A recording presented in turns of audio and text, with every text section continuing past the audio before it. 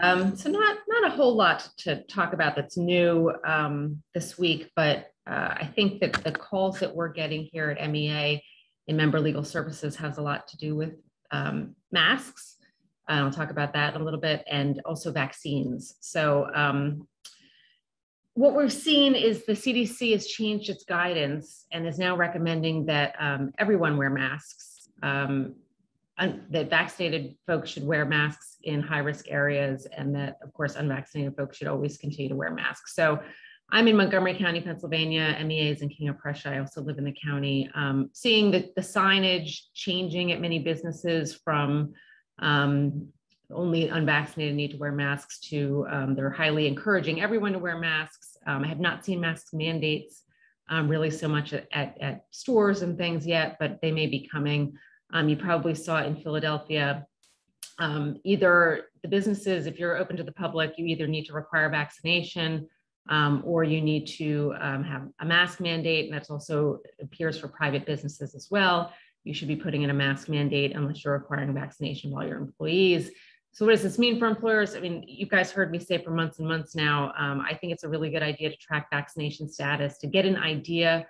And we know now CDC is saying, especially with Delta variant, that even the vaccinated can spread COVID, but I think it helps you understand your risk profile a little bit, because overwhelmingly those who are vaccinated who get COVID are not going to be as sick as those who are unvaccinated. So it really helps you if you are tracking vaccination, and obviously you can do that by getting copies of cards. You keep that information confidential.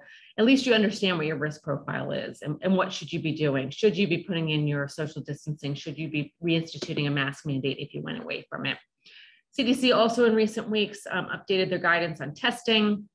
They're now saying if you're fully vaccinated and you have an exposure, wait 3 to 5 days and then get a test.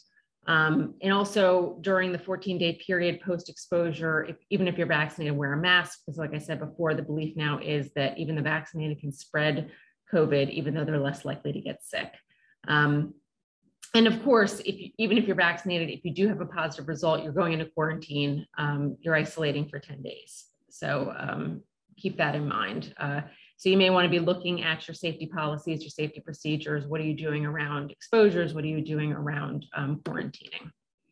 And of course, we've been talking about the carrot and stick approach for months and months and months. And we're seeing more and more governments take the stick approach, right? New York City, New York State, California, the federal government, Department of Veterans Affairs are mostly saying you either need to be vaccinated or you need to be testing weekly, one or the other. And the thing that I think of when I hear that is, well, who's paying for those tests? So keep in mind as an employer, because we've gotten more and more of those calls here on Member Legal Services, if you have decided as an employer, we're going to either mandate vaccines or we're going to require testing, you're paying for those tests. Okay, keep that in mind. The EEOC has said that you're going to be that the employer is requiring a test, the employer needs to pay for the test. And then what about time to take the test? If you have non-exempt employees that you're sending for testing on a regular basis, it's not definitive from the Department of Labor, but I think strongly that if you have non-exempt employees, you're sending them for testing, that's work time, and that needs to be paid for. So keep that in mind as well if you're considering the option between vaccination or weekly testing. And then, of course, we're also seeing in private industry that more and more companies are taking the more of the stick approach. In tech, at least Facebook and Google have announced if you're going to come back to the office, you need to be vaccinated. We're also seeing in tech, they're pushing back their start dates to return back to the office, so stay tuned for that. We're also starting to see it in transportation. So far, I've seen United, Frontier, and Amtrak. They have instituted vaccine mandates. Wall Street, some of the big banks have instituted mandates, and a number of other employers as well. Should be interesting. Keep in mind, if you are an employer who has a union, like some of these employers, Amtrak comes to mind, and I'm sure some of the, the airlines as well. That is a subject of bargaining, a mandatory subject of bargaining with the union. You can't just put in your mask mandate. You're going to have to bargain that with the union. I think at the end of the day, most unions want their employees to be protected, and they're going to go along with the vaccine mandate, but they're probably going to want something in exchange for it, right? Because that's what any good negotiator does. So another interesting study I just saw Ladders Inc. They reviewed 3.8 million high-paying career job postings in the US and Canada over the last 2 years. And they showed a surge of more than 5,000% in job postings requiring vaccines. And that's just since January 2021. So this is another creative way that some employers are dealing with the vaccine mandate. They're saying, well, we're not going to require it necessarily of our current employees, but any new employees that we hire, we're going to require them to have the vaccine. So far, we believe that there's nothing wrong with that legally. The unvaccinated are not a protected class. So kind of keep watch on that and think about whether or not that's something that works for you. We know that it's a very difficult recruiting environment right now. And so some employers may not want to heap a vaccine requirement on top of that. But it is something that we're seeing. I saw it a couple of months ago. I mentioned it on the webinar. There was a long-term care facility up in Bucks County, and they tried to implement a vaccine requirement.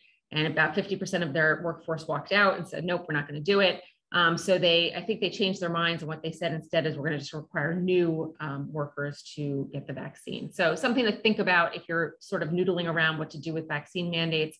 I think we are going to see more and more vaccine mandates, and especially we are anticipating full FDA approval of at least one of these vaccines in the next month or so, from what I'm hearing. So I think that's going to drive a lot more employers to go forward with the vaccine mandate as well. So what topics would you guys like to hear in future town halls? Please let us know. Feel free to type that in or respond to the email that you get after that. And then it looks like we have a few questions that have come in. Yes, Amy, somebody commented that in Montgomery County, you're now required to mask in government, the courthouse and any state county government buildings. Yeah. Couple questions about the vaccination. Someone asked, do you have any guidance on logistics for those companies looking at weekly negative tests? I haven't noodled this through completely. My guess is that your best bet is to contract with one of the testing companies, and they probably have this down at this point. Contact them, talk to them. You could probably get a rate, and you could probably find a way to do it quickly and easily, rather than having people go out there and try to find testing on their own. Yeah, and there are and again, I don't know too much, but there's the at-home versions now, which I'm sure companies can acquire those and have them in the office if you want to kind of really facilitate that process. Right. Someone asked if we require vaccinations to work, would it be okay not to mandate masks since everyone's already vaccinated? That, in fact, is the Philadelphia standard. If it's 100% vaccinated, you don't have to wear the mask. I don't know if it's New Jersey, if that's the requirement. Yeah, I don't think New Jersey has gone there yet. Yeah, I mean, I think if you have 100% vaccination working in the office, your risk profile goes down significantly, and you're probably okay not mandating masks. But again, you've got to make that decision for your own workforce and what works for you. And I think one of the things that's really significant about this to remember is that for anybody who dropped the mask mandate, going back is hard. It's psychologically hard. It's going to be hard on your supervisors to enforce it. So, think through all the issues before you make any decisions. And someone asked a question, which is a good one. So if you do require new hires or vax requirement, which isn't a protected class, you still have to address disability or religious exemptions to that. Absolutely. Any vaccine mandate, whether it's for new hires or for current employees, you've got to consider whether or not you can accommodate a religious exemption or a disability exemption. Remember, you don't have to automatically say it's okay just because someone comes to you with a religious issue or a disability issue for which they can't get vaccinated. You need to go through an interactive process with them and figure out whether or not you can accommodate them. And it's probably something you want to talk through with your employment attorney as you're going through that process. All right, I think that's it. So thank you all for joining us. Hopefully was informative. Also kind of tells you as I listen to it, this is still very dynamic, and every week we're dealing with something new. So I hope you keep joining us for the latest and greatest. Have a great week, everybody. Take care.